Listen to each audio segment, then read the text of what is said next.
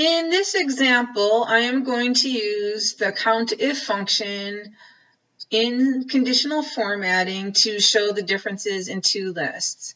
So there might be a time when you have a list and you share it with someone and ask them to look it over and make any changes. And they give you a revised list with the changes, but you really don't know what they changed, what they took out, or added new. So to see the differences in between the two lists, and if these lists were really long, this conditional formatting would be even extra helpful. But to see the differences, we are going to use a COUNTIF function along with conditional formatting. So to help make our function work a little bit better, first we're going to name our ranges. So I am on the Formulas tab, on the Formulas ribbon here, and I'm going to select this first just to make it a little bit easier, and I'm going to come over to the Name Manager, and I will name this area here Original List. Again, it needs to be one word, and I already selected it, so here's my range. And we want to add one more. So we'll say New, and we'll add our revised list. And come down here, and I'm going to reselect for our revised list, and we'll say OK. So now we have our two new named ranges, and we can use those in our function. I'm going to head back to the Home ribbon, Conditional Formatting, and we'll do the original list first. It's already highlighted. And we'll create a new rule. And our rule will use a formula to determine which cells to format. And we're going to use the COUNTIF function.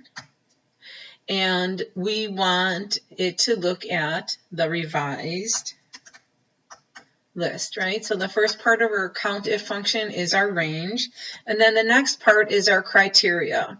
So we want to compare this list with this list, so our criteria will start here with A2. By using the named range, this is going to create absolute cell reference, and the A2 is going to stay at relative cell reference so that when the condition copies down, it's going to look at all of these. And then we're going to set this to equal 0. So by setting the formula to equal 0, we're asking Excel to count the number of times an item appears in the other list.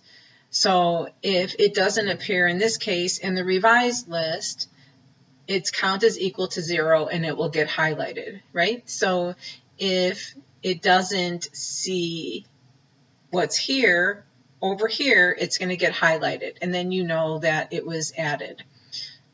So we'll format that. We'll choose a color, and I like to choose a fill color, and we'll say OK, and we'll say OK.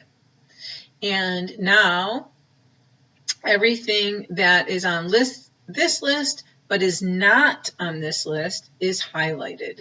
And we can do the same thing in reverse. So we can select this information here, conditional formatting, new rule. It's going to be pretty much the same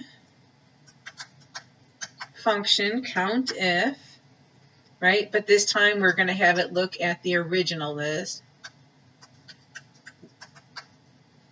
And we'll start in C2 of our revised list.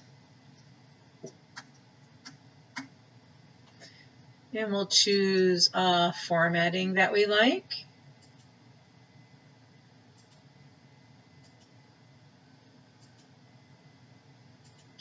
We'll say OK.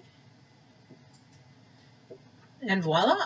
And now here are the things highlighted on this list that you will not find on this list.